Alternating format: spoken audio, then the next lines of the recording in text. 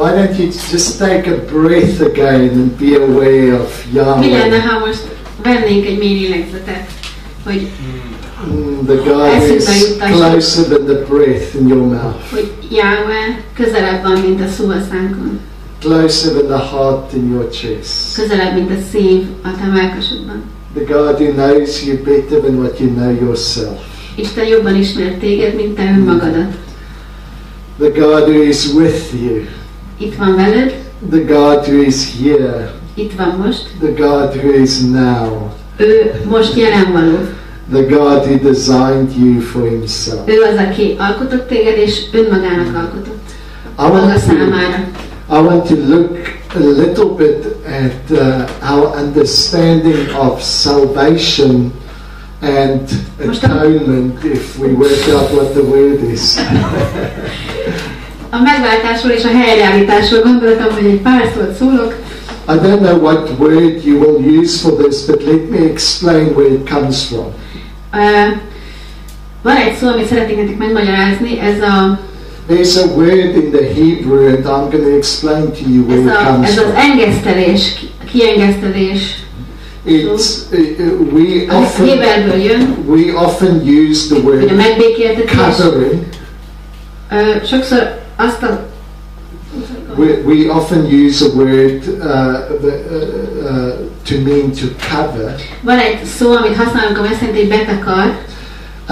And where this word has its origin in the Hebrew, de a Héberben ennek a szónak az eredete, is it also referred to a covering like a tent. Az egy olyan takaróról szólt, ami olyan, mint egy sátor.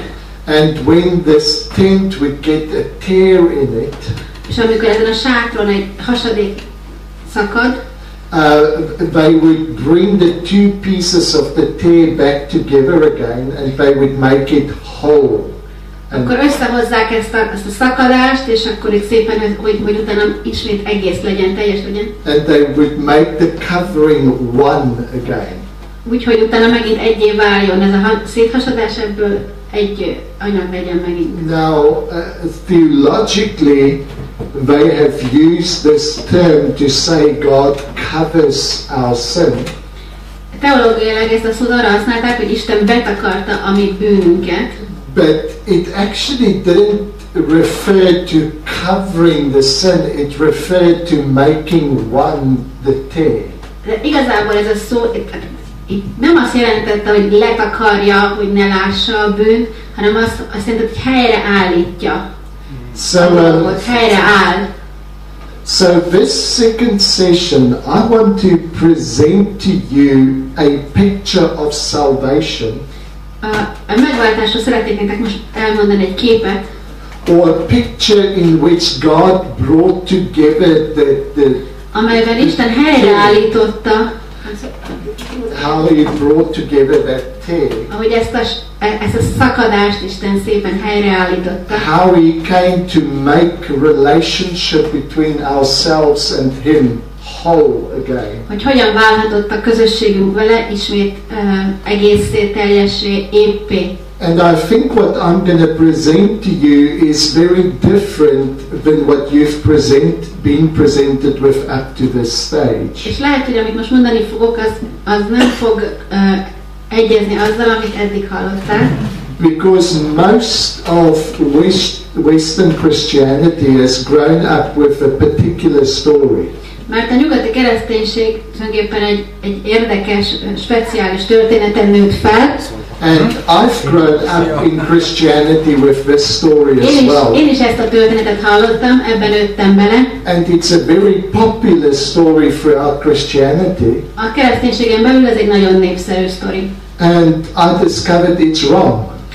És rájöttem, hogy ez nem igaz. There's no other way to say it. Nem tudom másképp mondani, egyszerűen nem igaz. And so as I started looking deep into the scriptures, ahogy elkezdtem az írásokat tanulmányozni és mélyebben megérteni, I saw a very different story. egy tök más történet bontakozott ki a szemem előtt. So I'm gonna present to you the typical story that I've been told since childhood. Akkor lássuk, hogy halljuk meg ezt az eredeti történetet, amiben belenőttünk. Of how we understood salvation. Hogy mit értettünk mi a megváltás alatt. And I want to show you what is wrong with that picture. És meg szeretném nektek mutatni, hogy mi ebben a hiba, ebben a képben. And then I want to present to you an alternative. És akkor utána szeretném nektek mutatni egy alternatívát. So Mary Ann, can you come and join us here? And you stand on this side of me. This is one of the pictures that's been presented to us. Íme egy kép, amit ismerünk. And I'm going to exaggerate a bit. Egy kicsit el fogom túlozni. To just make the picture clear. Hogy egészen tisztán lássátok, hogy mi is ez a kép. But basically the picture we've been given is a kép, amit kaptunk, is that God is angry with humanity. Az, hogy Isten haragszik az emberiségre. Man has messed up, we've sinned. Hiszen az ember bűnbe esett, és ezzel totál elszúrt mindent. And there's nothing we can do to make God happy with us again. És mi magunk semmit sem tehetünk azért, hogy Isten boldogát tegye ezek után, vagy kiengeszteljük. And it seemed like throughout the Old Testament God kind of tolerated humanity. És úgy tűnt, hogy az Ószövetségben azt látjuk, hogy azért az Isten valahogy elszenvedte az emberiséget. He tries to point us in the right direction. És igyekszik valahogy mégiscsak visszaterelgetni bennünket a helyes útra. But we keep messing up. De mindig elrontjuk, és mindig... And so God's getting more and more angry. Úgyhogy egyre mérgesebb és mérgesebb az Isten. And the son, knowing his father, could see that his father's getting ready to beat somebody. És tudja a fiú, hogy az apa most már lassan egy nagy verésféleség közeledik. And so the son steps into the gap. Úgyhogy a fiú szépen beáll ebbe a hasadékba, vagy a szakadékba. This is what we often understand with mediation. Ezt a közvetítést így értettük, hogy a fiú beállt ide a szakadékba. Or intercession. Közben járt, értünk. It's somebody who steps into the gap. Valaki közben jár, az értünk, hogy beállod a kettőnk közé. Between two other parties that hogy couldn't get közvetítsen a along. két fél között. To try and bring peace. Hogy elhozza a békességet. And so we often understand Jesus as the one who steps in between God and man. Úgy látjuk Jézus, mint hogyha az ember és az Isten között állna. And Jesus came and said, Father, you can beat me instead of them. És azt mondja a fiú az atyának, hogy atyám, engem verjél meg, megverhetsz engem az emberek helyett. You can punish me instead of them. Engem büntess meg helyettük. And basically the father then beats his son to death. És akkor ez történik valóban, hogy az atya valahol, tehát igazából halálra veri a fiát. On the cross. A kereszten. So that he can be kinder to us again. Azért, hogy hozzánk ismét kedves lehessen. Now I've obviously exaggerated Na most the story. értitek, hogy én ezt eltúlzom, ezt az egészet. I've used different language. Más nyelven is mondtam. We use much more religious language. Sokkal vallásosabban tudjuk ezt az egészet elmondani. We use language like God is love, but He is also just. Például azt mondjuk ugye, hogy az Isten szeretet, de ugyanakkor igazságos is. And His justice demands that sin should be punished. És az igazságossága azt követeli, hogy a bűnt meg kell büntetni. But because He's also so in love with humanity, he decided to punish his son instead of us. De mivel annyira szereti az emberiséget, ezért úgy döntött, hogy a fiát bünteti meg mi helyettünk.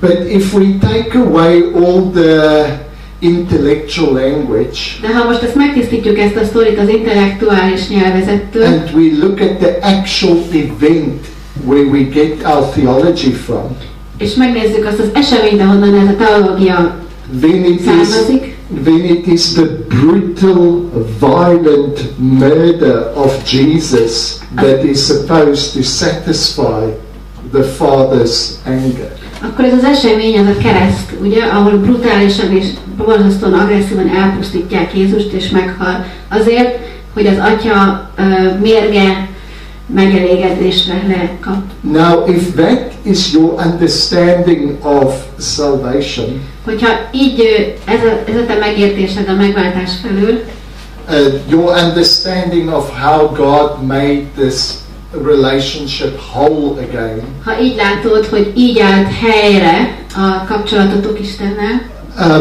then as humanity you would be quite comfortable with Jesus because he's the nice part of God.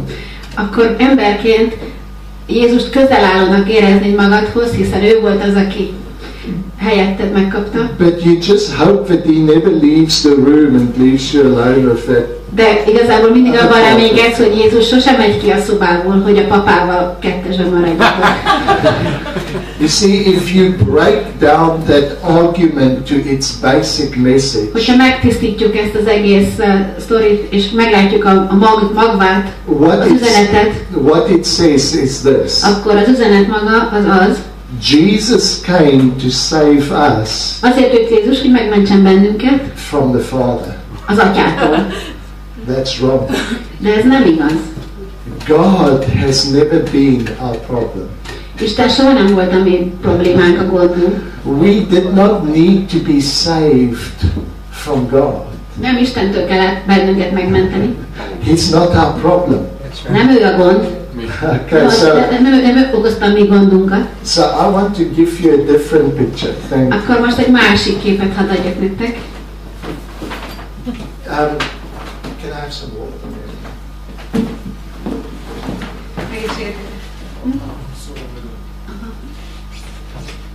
There's another one. Oh, thank you.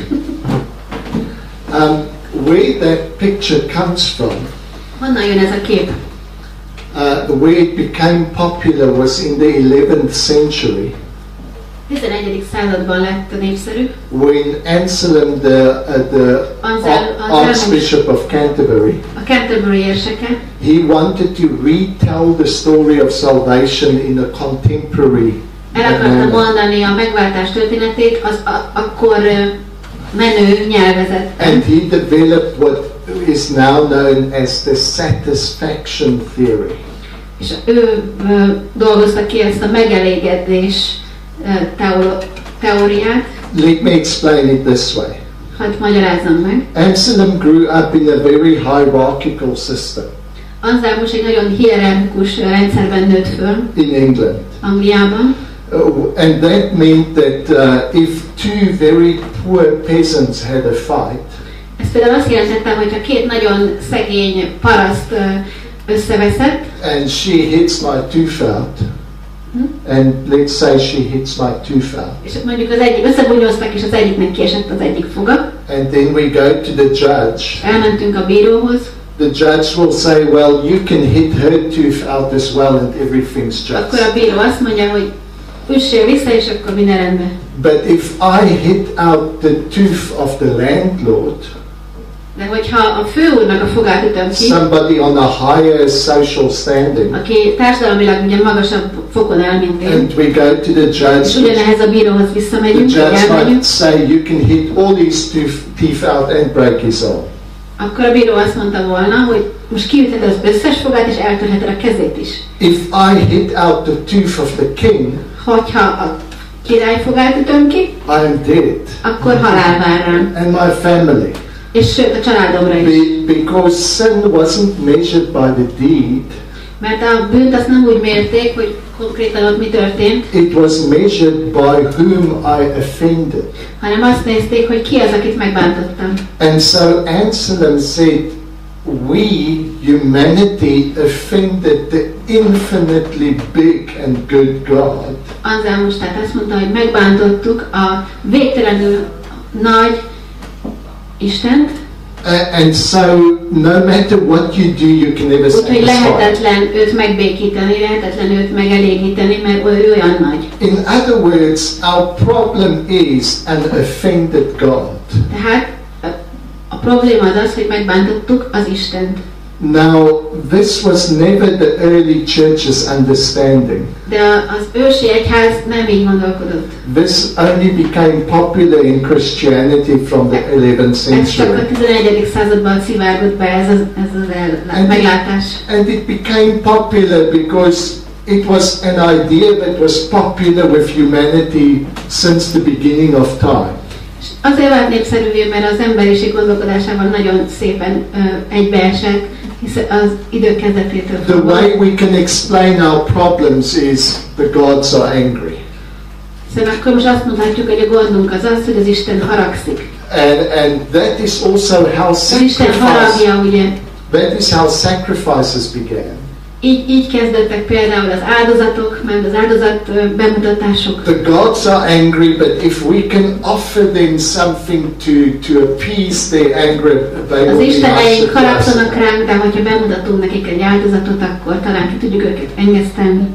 And so somebody in our community must be guilty, must be making the gods angry. Bizonyára a mi közösségünkben valaki bűnt követett el. And if we can find the person that's guilty, Ha csak megtalálnánk azt, aki a bűnös.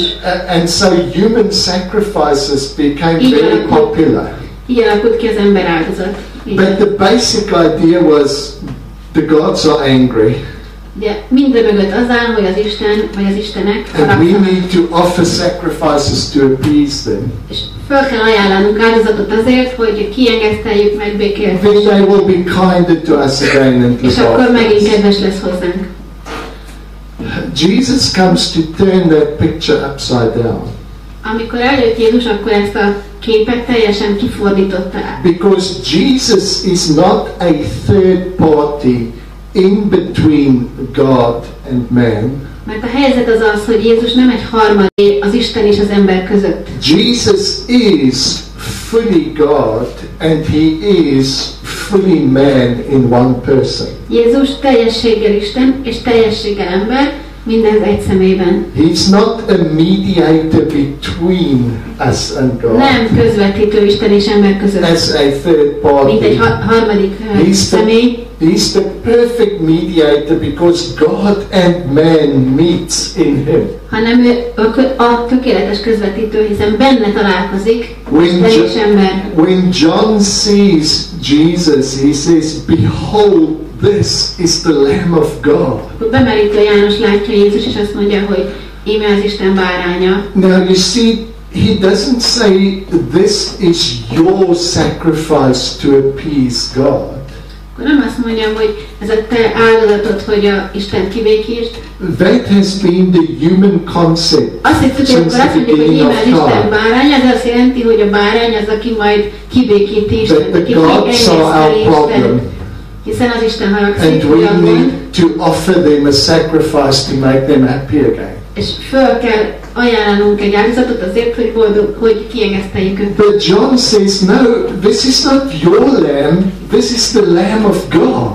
De János azt mondja, nem azt mondja, hogy íme a ti bárányotok, In other hanem azt words, mondja, hogy Jesus, ez az Isten báránya. Jesus is not the perfect sacrifice that comes to change the mind of God. Tehát Jézus az nem a tökéletes áldozat, aki azért jött, hogy megváltoztassa az Isten gondolkodását mi rólunk. Jesus does not come to change God's mind about man. He comes to change your mind about God. Tehát nem azért jött, hogy az Isten gondolkodását változtassa meg, hanem Jézus azért jött, hogy az ember gondolkodását, a te gondolkodásodat változtassa meg Istenről. Jesus reveals that it is not an angry God that is your problem. Vagyis Jézus megmutatja nekünk, hogy a mi gondunk nem az, hogy Isten haragszik, It is your angry mind that is your problem. hanem a te gondod az, hogy a te gondolataid haragszanak. He comes to save you from your own delusions. Úgyhogy a saját illúziótól szabadít meg. He comes to save you from your own deceptions. Megvált téged a saját a megtévesztést jelenti ki, hogy mutatja meg neked, hogy mennyire meg voltál tévesztve. He comes to save humanity from their own wrong concepts about who God is and who they are. Megmenti az emberiséget a rossz elgondolásainkból, amit Istenről gondolunk, és arról, amit önmagunkról gondolunk. This is why 1 John 5:20 says he came to give us understanding. Az 1 János 5 azt mondja, hogy azért He came to give us understanding. Azért jött Jézus, hogy megértést adjon nekünk. That we may know him who is true. Hogy ismerhessük őt, aki igaz. And we are in him who is true. És mi benne vagyunk, ő benne vagyunk, aki igaz. He comes to reveal the truth about God and the truth about man. Megmutatja az igazságot Istenről, és megmutatja az igazságot az emberről. And the truth about God ez az igazság pedig, is that he has never been your problem. Hogy az Isten, hogy nem Isten volt a te problémád. He has always been your solution. Ő mindig a te megoldásod volt. He has always been your salvation. Ő mindig a te megváltásod volt. Now, what happens upon the cross then? Mi történik akkor a kereszten? Mi történt? You see, because the previous understanding of salvation was very transactional.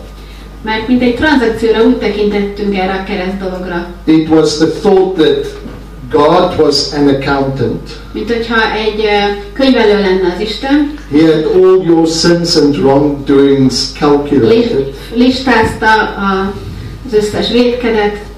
He had a grand total, and that grand total said death.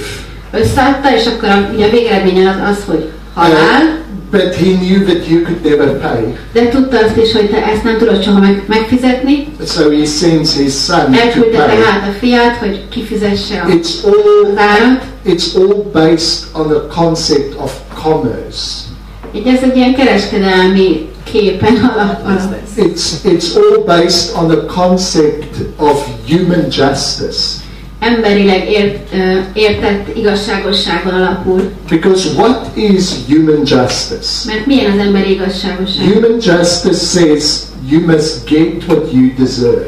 Ugye azt mondja az ember, hogy azt érdemled, hogy azt kapjad, amit érdemelsz. The punishment must fit the crime. Hogy a büntetésnek harmóniában kell lenni magával a bűnnel. The reward must fit the effort. És ugyanígy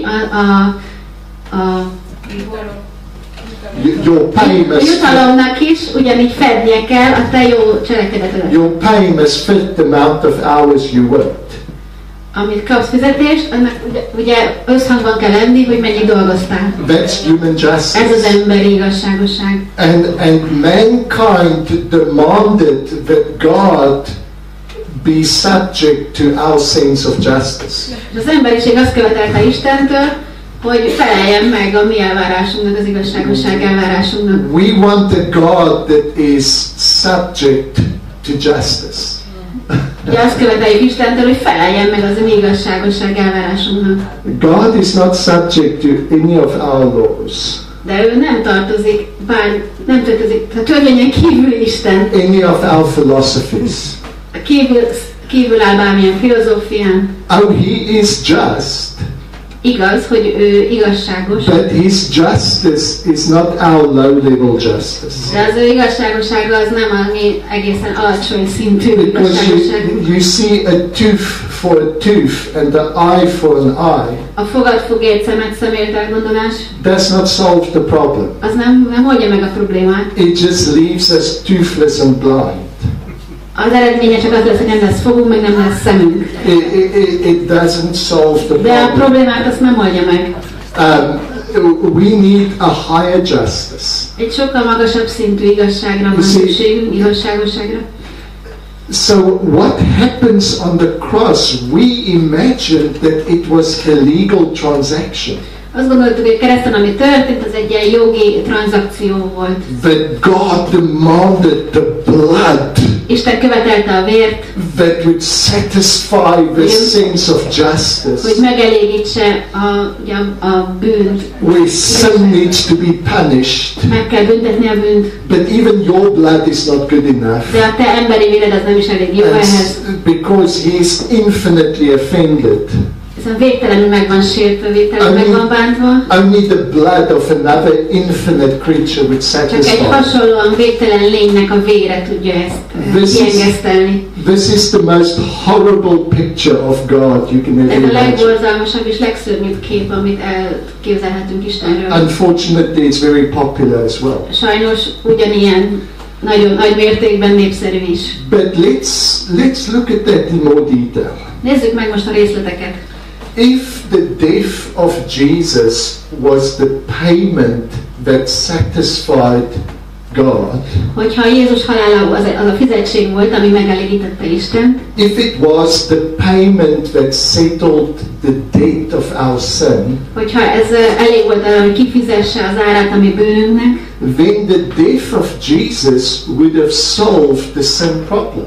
Akkor a halálának meg kellett volna oldania a bűn problémáját. Isn't that logical? Ugye logikusan ez következik? He wouldn't even have to be raised again. Nem is kellett volna, hogy föltámadjon. Because his death would Hiszen a have halála been az, ami kifizette az árat is. But Paul tells us in 1 Corinthians 15, de az 1 Korintus 15-ben Pál apostol azt mondja, if Jesus was not raised, hogyha Jézus nem támad fel, you would still be in your sin. akkor még mindig a bűneitekben volnátok. In other words, his death did not solve the sin problem. Más szóval a halála nem volt elég arra, hogy megoldja a bűn problémáját. His resurrection did. Hanem a feltámadása volt az, ami We're going to megoldja. look at how that works. Akkor nézzük meg, hogy ez hogy We look at működik. the alternative. Nézzük meg az alternatívát. I first want to deconstruct the old picture Akkor most szedjük szét a régi képet, before I reconstruct the new és picture. építsünk fel egy új képet.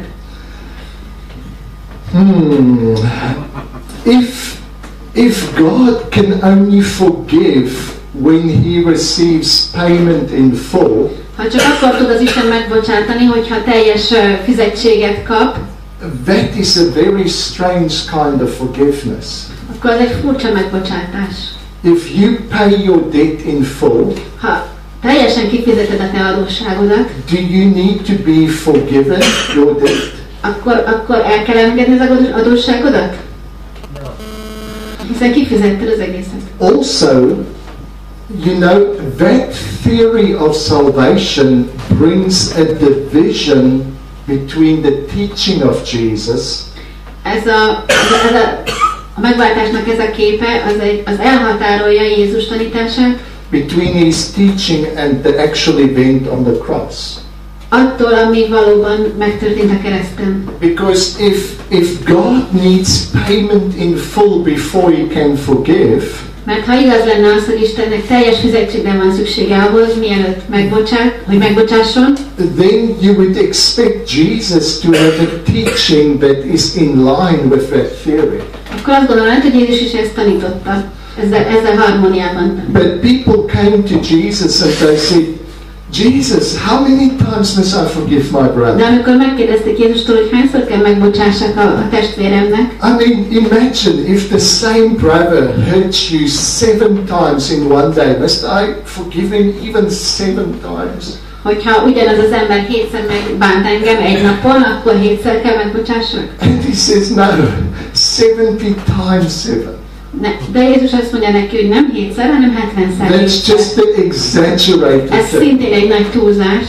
If Jesus believed in that theory of salvation, hogyha Jézus is ezt a népszerű képet hitte volna a megváltásról, his teaching would have sounded different. akkor más tanított volna. He would have said, don't forgive your brother Akkor azt mondta volna, ne bocsáss meg a te testvérednek, until the brother has paid in full. amíg ki nem fizette a tesód a teljes árat. And only when he's paid for his sin És in aztán amikor full, már kifizette then teljesen, forgive him. akkor viszont bocsáss meg. But that's not what Jesus teaches. De ő nem ezt tanította. He just teaches forgive. Ő csak annyit tanított, hogy bocsáss meg. Forgive abundantly. Egészen nagy vonalúan. So, if the cross was not a transaction, what was it?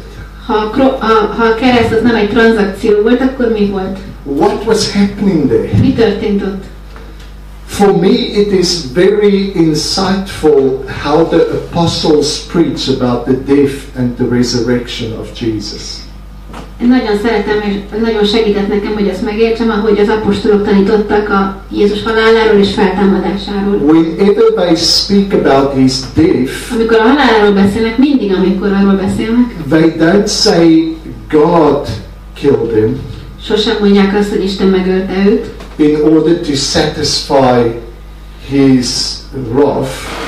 Hogy a haragját kiengesztelje és megelégítse. Whenever they speak about his death, hanem they amikor say a haláláról beszélnek, mindig azt mondják, man killed him. hogy az ember ölte őt meg. You murdered him, God raised Ti him. öltétek meg, az Isten feltámasztotta őt. You crucified him, God made him alive. Ti feszítettétek őt keresztre, Isten életre hozta őt. God is never implicated in the violence of his death. God is never made responsible for the violence of his death. Az apostolok írásaiban sosem szerepel az, hogy Isten lenne a hibás a Jézus haláláért. God is made responsible for his resurrection. Isten csak a feltámadásáért hibás. Man is responsible for his death. És a felelősség az ember terheli a halálával kapcsolatban. So, if you want to understand the death and resurrection of Jesus in a legal way, hogyha csak jogi módon szeretnénk megérteni a halálát és feltámadását, let me give you a different picture. akkor is nézzünk egy más képet. Imagine all of humanity sitting in a heavenly court. Most képzeljük el, hogy az egész emberiség ott ül egy mennyei bíróságon, And the accusation is read out. és felolvassák a vádiratot. Köszönöm. And the accusation says, you are guilty of murdering the Prince of Life. És az irat az azt mondja, hogy felelős vagy azért, mert megölted az élet hercegét. And beyond a doubt, humanity is guilty of that crime. És nincsen kétség afelől, hogy az emberiséget terheli ez a bűn. And that crime is worse than any other sin you've ever committed. És ez a vétek, ez sokkal szörnyű, mint amit bármikor is elkövettek. And so the first witness is called in. És akkor behívják az első tanút. And the first witness walking into the court is Jesus, very much alive. Az első tanú, aki bejön, az Jézus, és nyilvánvalóan él. Jesus, the one we are accused of murdering, Az a vád ellenünk, hogy megöltük őt, walks into the court very much alive. bejön a bíróságra teljes mértékben élve. This means that a verdict of guilty of murder is very unlikely. Ezek után nem valószínű, hogy az lesz The outcome, the judgment. nem hiszem, hogy az lesz az ítélet, hogy I'm sorry. It means that the verdict of guilty of murder is very nem lesz az az unlikely. ítélet, hogy az a bűne, hogy gyilkosság. Because the one that we are accused of murdering Hiszen akit mi megöltünk elvileg, is walking into the az court él, és much alive. This is why Paul says, you have been vindicated by the resurrection. ezért mondja az Pál, hogy felmentett benneteket a feltámadás. It is not his death that saved you. Nem a halála az, ami megmentett titeket. The death of Christ is where God allowed humanity to sink to our deepest evil. A halálában Isten megengedte, hogy az ember a legszörnyűbb bűnbe essék. This is where God allows human philosophy and human religion to show what it's really like. Ebben tulajdonképpen megmutatkozik a vallásosság és az egész emberi gonoszság a legmélyebb And human religion will murder the true God for the sake of their imaginary gods. És a vallásos emberiség képes megölni az igaz Istent azért, mert amilyen elképzelése van az Istenről. And it's when humanity is at our worst, és amikor az emberiség a legaljára süllyed, ami elközelhető róla, that Jesus responds and he says, akkor Jézus válasza az, Father, forgive them. akkor azt mondja, hogy Atyám, bocsáss meg nekik. They don't know what they're doing. Nem tudják, hogy mit cselekszenek. You see, God doesn't even wait for you to realize how wrong you've been. Isten egyáltalán nem is vár arra, hogy te észrevegyed, hogy mennyire nincsen igazad. He doesn't even wait for you to come with your repentance and your regret.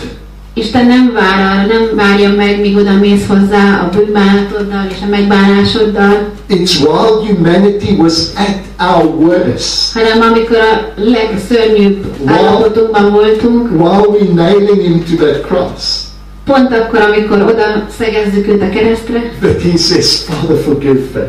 Akkor mondja azt, hogy Atyám, bocsáss meg nekik. Because they're stupid.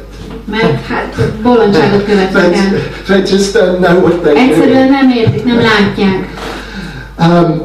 You see, in this act, Jesus reveals that an angry God is not your problem. Pontosan ebben az eseményben megmutatja nekünk Jézus, hogy a mi gondunk az nem az, hogy az Isten haragszik. Because if God was vengeful, hogyha harag lenne benne és if he wanted to bosszút akarna even, állni, és ki akarná ezt egyenlíteni, then while we murdered him would have been the right time for him to respond. akkor pont akkor válaszolna, amikor éppen megöljük őt, akkor ezzel a haraggal is válaszolna. And just wipe us out. Bosszúval, és akkor eltöröltem volna az egész emberiséget. But he reveals even when we are at our worst, de amikor a legrosszabb állapotunkban vagyunk, akkor mutatja meg, he remains the same. hogy ő semmit nem változott. He remains forgiving. Ugyanúgy megbocsátó Isten. He remains loving. Ugyanúgy szerető Isten.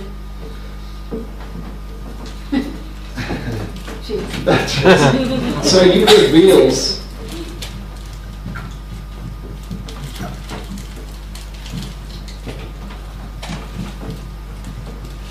reveals that God is not your problem.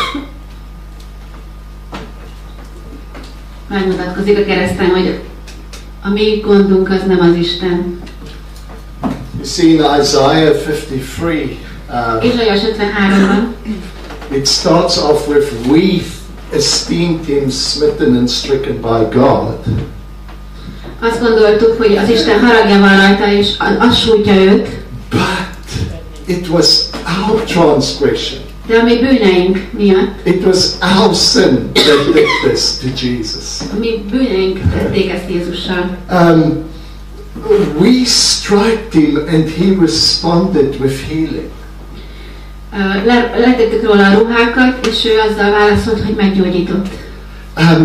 So we start seeing in the cross that that Jesus reveals something very different about God. Tehát a kereszt az egy olyan esemény, amiben Jézus egy egészen más képet mutat nekünk az Atyáról. The cross is not the event in which the Father murders the Son. A kereszt az nem az az esemény, amikor az Atya megöli a Fiút. The cross is the event in which humanity exposes its own deception. A kereszt az az esemény, amiben az emberiség megmutatja azt, hogy milyen rosszul gondolkodik. In murdering our Creator. Hiszen megöljük az alkotónkat. And at the moment where evil is most real, és abban a pillanatban, amikor a gonosz a legnyilvánvalóbb, God reveals that he is still for us. Isten megmutatja, hogy még mindig velünk van, és mindig értünk van. And even when evil has done its worst, és amikor a gonosz megtette a legborzasztóbbat, he will reverse it. Akkor is Jézus ezt megfordítja. And in the resurrection, that is what he does. És ez a feltámadás. He reverses the greatest evil. A legszörnyűbb gonoszságot megfordítja. And he says, evil will not have the last say in your life. És azt mondja, hogy a gonosznak nem lesz sosem az utolsó szava a te életedben. You see, Jesus is fully God and fully human. Ugye emlékeztek, hogy Jézus teljességgel Isten és teljességgel ember. In the Old Covenant there was a problem. Az Ószövetségben volt egy gond. There were two parties in the covenant. A szövetségben két fél volt jelen. There was God who was continually faithful. Volt az Isten, aki mindig hűséges volt. And there was the other party, man, that continually messed up. És akkor volt a másik fél, az ember, aki állandóan félrelépett. God was not going to have the same problem in the New Covenant. Az új szövetségben Isten nem engedi meg ugyanezt a problémát. The New Covenant also has two parties. Az új szövetségben is két fél van. God and man. Isten és az ember. But both these parties are present in the one person of Jesus Christ. De a két fél jelen van egy személyben, ez pedig a Jézus Krisztus.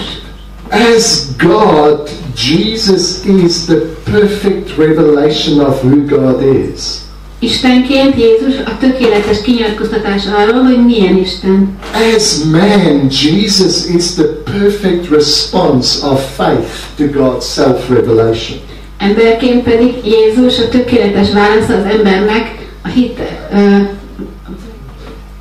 Jesus is the perfect response of faith to God's self-revelation. A hit tökéletes válasza Jézus Krisztus az Isten kinyilatkoztatására. Jesus is not just God's initiative to save man. Jézus az nem csak egy kezdeményezés Isten részéről, hogy megmentse az embert. He is also man's perfect response to God's salvation. Hanem erre a kezdeményezésre Jézus a tökéletes válasz is. Jesus doesn't come to just do God's part. He comes to do man's part. Nem csak azért jön, hogy az Isten dolgát elvégezze, hanem elvégzi az ember dolgát is. This is why on the cross he doesn't say it is 50% done. Nem?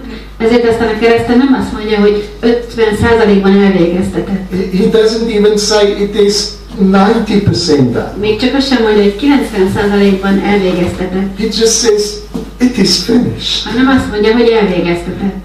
God's part and man's part is 100% fulfilled in this one person, Jesus Christ. Ebben az egy személyben a két fél, az Isten része és az ember része is tökéletesen elvégeztetett. Nothing Jesus did was just for his own individual sake.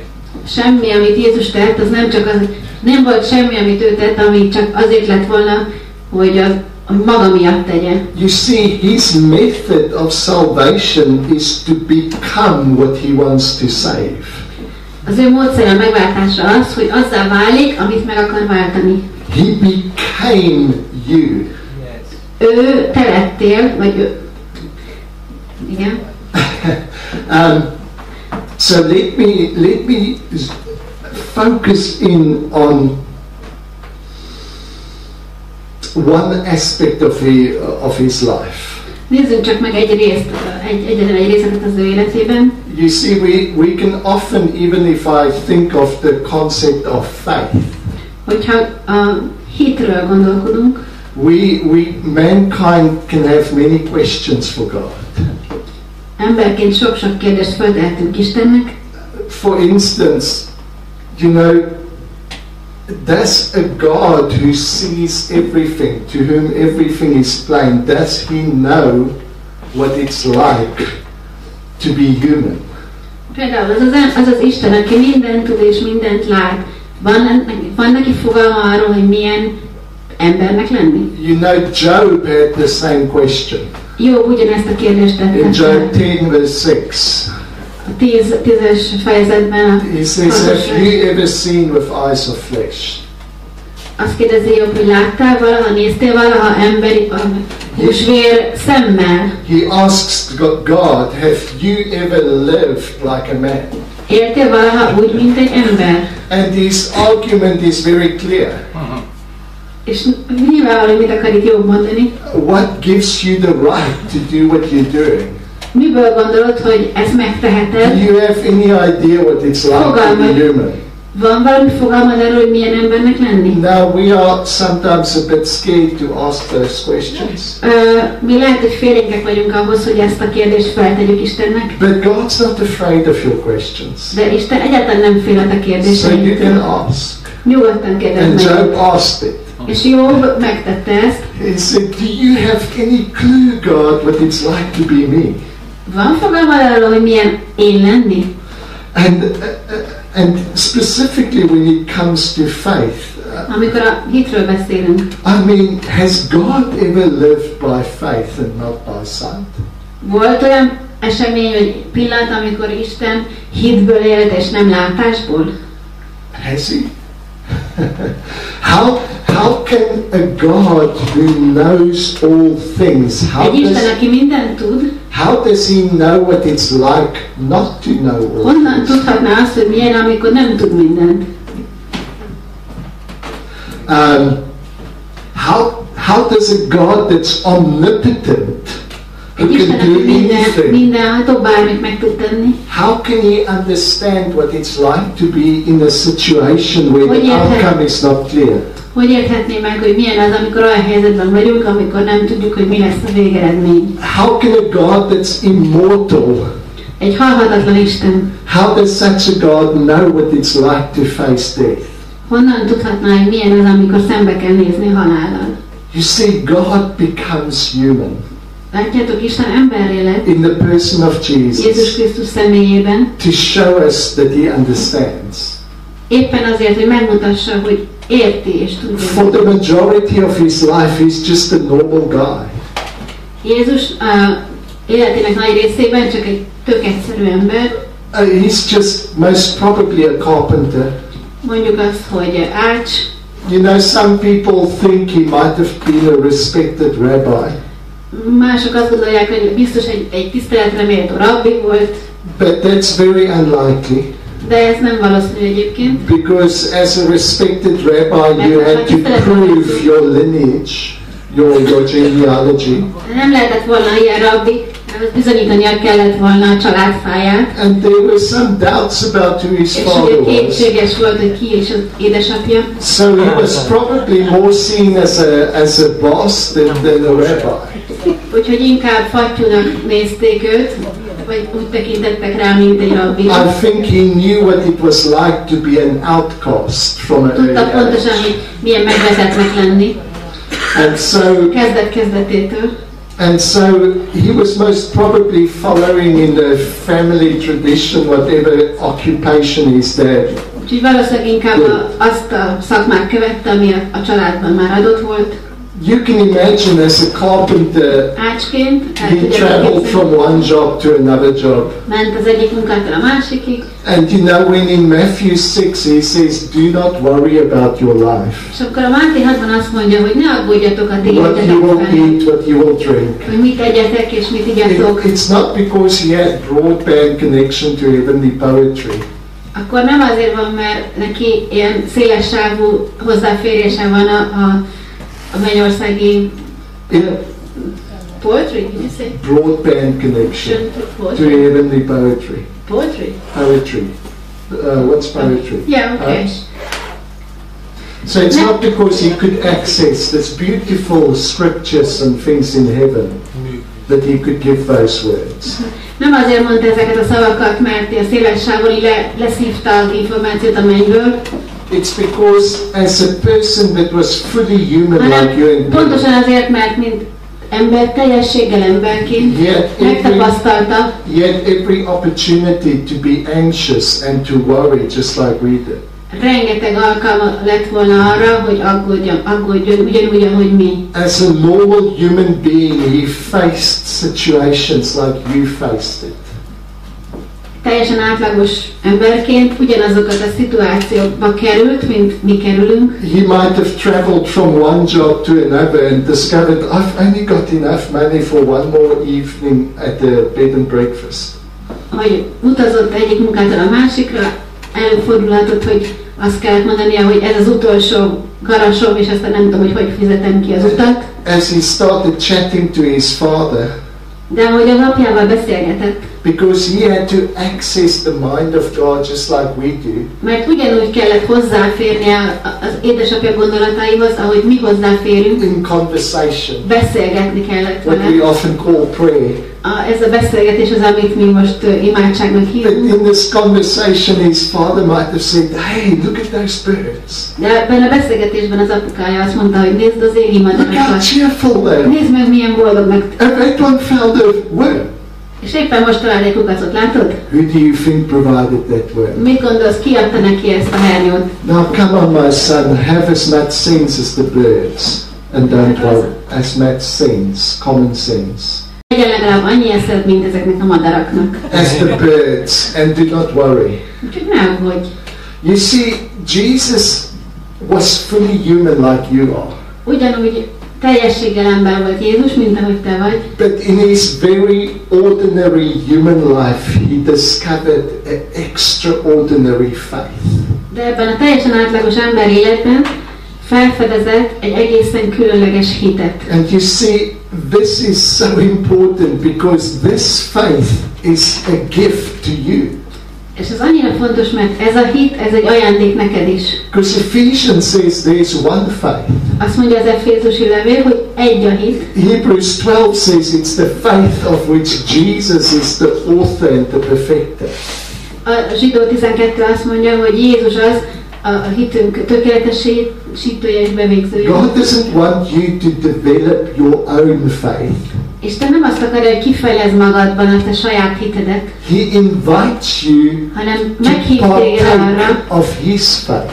meghív téged arra, hogy vegyél abból, amit ő hisz. God doesn't want you, Jesus doesn't want you to develop your own knowledge about God. Jézus nem azt akarja, hogy fejleszd ki a te megértésedet Istennel kapcsolatban. Because Matthew 11:27 is still true. No one knows the Father except the Son. Mert a Máté 11:27 még mindig igaz, hogy senki sem ismeri az Atyát, csak is a Fiú. You are invited into His knowledge. De meg vagy hívva az ő tudásába, amit ő tud az Atyáról. He has known the Father Mert ő for ismeri us. az Atyát, miértünk ismeri. And so upon the cross, Úgyhogy a kereszten, this is the place where He enters into His deepest identification with humanity. a velünk való azonosulása, ez a tökéletes azonosulás a kereszten mutatkozik meg a legjobban. When He cries out, my God, why have you forsaken me? Amikor ott kiállt, hogy én Istenem, miért hagytál It comes out of Psalms engem? 22. Akkor az a Zsoltár 22-ből jön. We have often jumped on that scripture and we said that's where the divine part of Jesus said, goodbye, you're on your own. Sokszor úgy értelmeztük ezt a verset, hogy ez az a pont, amikor az ő isteni mi volt, elhagyta őt. Because I'm too holy to look at sin. I'm too holy to look at sin. So Mert az Atya azt mondta, hogy túl szent vagyok ahhoz, hogy ránézzek a bűnre. if God was too holy to look at sin, He could never have become a man. Hogyha ez igaz lenne, hogy Isten túl szent ahhoz, hogy a bűnösre tekintsen, akkor nem lett volna soha emberré. He becomes man and He faces our evil eye to eye. Emberré válik, és szemtől szemben néz a mi gonoszságunkkal. See what is happening as Jesus cries, my God, why have you Akkor mi történik, forsaken me? amikor ezt kiáltja, hogy én Istenem, miért hagytál el? Who is Jesus? Na, akkor ki Jézus? He is fully God. Teljességgel Isten, He is fully man. teljességgel ember. This is the point where Jesus takes upon himself the mindset of fallen humanity. Ez az a pont, amikor Jézus magáévá teszi a bukott emberiség gondolkodás módját. This is the point where God himself experiences what it's like to feel God forsaken. Ez az a pont, amikor az Isten megtapasztalja, hogy milyen az, amikor azt érzi az ember, hogy elhagyta őt az Isten. And on behalf of humanity, he cries out fallen humanity's mindset. És On behalf of humanity, he cries out what fallen humanity is thinking. tulajdonképpen azt kiáltja, amit a bukott emberiség gondol, de a mi nevünkben kiáltja. But then as God, he answers that question. És ugyanabban a pillanatban Istenként meg is válaszolja ezt a kérdést. By entering into our hell for us. Belelépett a mi poklunkba, mi értünk. His answer is this. És az válasza ez. I will rather go to hell than forsake you. Inkább elmegyek a pokolba, mint hogy elhagyalak téged. I will rather go to hell than turn my face from you. Inkább elmegyek a pokolba, mint hogy elfordítsam az arcomat rólad. You see, the cross is God's answer to humanity's cry.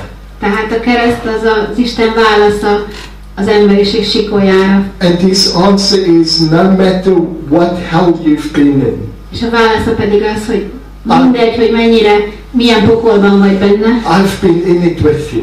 Ott vagyok veled. No matter what suffering you've experienced, I've experienced it with you. Függetlenül attól, hogy milyen mély a te fájdalmad, amitől szenvedsz, ott vagyok veled. This God is not a God who has observed us from a distance. Nem egy olyan Istenünk van, aki távolról figyeli a szenvedést. This God is not a God who sat somewhere up in heaven when World War II took place on this earth. Isten nem olyan, hogy amikor a második világháború történt, akkor ott fönt ült a mennyben, és messziről nézte. This is the God that suffered with every human being that has ever suffered. Ez az Isten minden egyes emberrel, aki ezen a földön valaha szenvedett, vele együtt szenvedett. No matter what people are facing today. Függetlenül attól, hogy mivel találkoznak az emberek, milyen gondjaik, bajaik vannak. He is with them in that. Ott van velük. But you see, he offers more than identification. Többet ajánl azonban fel, mint egy teljes azonosulás veled. He offers resurrection life. Felajánlja a feltámadott életet. The cross is the place where God says there is no depth to which you can go that I will not follow you. A kereszt az, ahol Isten kijelenti, megmondja neked, hogy nincs az a mélység, ahova elmennél, ahova nem követnélek téged. There is no evil to which you can sink that will keep me away. Nincs az az ördög, ami engem távol tartana. I will go to your hell with you. Elmegyek a te poklodba veled. I will become everything you are. Mindennél leszek, ami te vagy. Wherever you are. Akárhol vagy. I will follow. Akárbe vagy benne, ott leszek veled, mindig veled vagyok. But now that I've become everything that you are. Na, de most, hogy mindazzal váltam, mindazzal azonosultam, aki te I vagy. want to offer you everything I am. Szeretném neked megadni mindazt, ami én vagyok. I want to take you to the place where I am. Szeretnélek oda vinni, ahol én vagyok. I want you to see what I see. Azt szeretném, ha azt látnád, amit én látok. I can reverse this evil. Meg tudom fordítani I ezt can a turn it upside down. Fel tudom fordítani. You see, the cross is not where man gets what man deserves. A kereszt az nem az, ahol az ember megkapja azt, amit az ember érdemel. See, this is where God gives us, against everything we deserve, He gives us His life. Azzal szemben, mindazt, amit érdemelnék, azzal szemben Isten az ő életét adja. This is the place where God brings our justice to an end. Ezzel aztán a mi igazságosságunkat véget vet ezzel Isten. And He shows us that God's justice is not to give us what we deserve. És megmutatja nekünk, hogy az ő igazságossága nem azt jelenti, hogy azt kapjuk, amit érdemlünk, but to give us what we need to be healed. hanem azt kapjuk, amire szükségünk van ahhoz, hogy meggyógyuljunk. To give us the life that will restore us. Olyan megadni nekünk azt az életet, ami helyreállít bennünket. See, the resurrection is God's invitation to say, I've become everything you are so that you can be everything I am. A feltámadás az Isten meghívása arra, hogy mivel én azonosultam veled tökéletesen, és mindazzal lettem, ami te vagy, most te is mindazzal lehetsz, ami én vagyok. So this is a very different picture of salvation. Ez egy nagyon más kép a megváltásról. The salvation is not the act in which we paid off a big mafia boss. A megváltás az nem az esemény, amivel kifizettünk egy mafiózó főnököt, maffia főnököt, to be kinder to us. hogy aztán már kedvesebb legyen velünk. No, salvation is where God comes to reveal who He really is. Hanem a megváltás az, amiben Isten megmutatja, hogy ő valóban kicsoda. And He reveals even when we are at our worst, He remains good. Akkor mutatja meg, hogy ő valóban kicsoda, amikor mi a legborzalmasabb állapotunkban vagyunk. And what we need to be saved from is not the angry God. És amitől meg kell váltódnunk, az nem a haragos Isten, but our own angry illusions. hanem az illúziónk egy haragos Istenről, és a mi magunk haragja. He comes to give us understanding. Megértést ad. I want to, in the next session, if you haven't done your questions yet, please write them down and give them Nagyon jó to lenne, us. hogyha felmerültek bennetek kérdések, akkor ezt írjátok le, légy szíves, és dobjátok be abba a kis táskába, mert szeretnénk arról beszélgetni, hogy we'll do some questions and answers in the last session. a harmadik blokk végén megválaszolnak. Thank you. Köszönöm.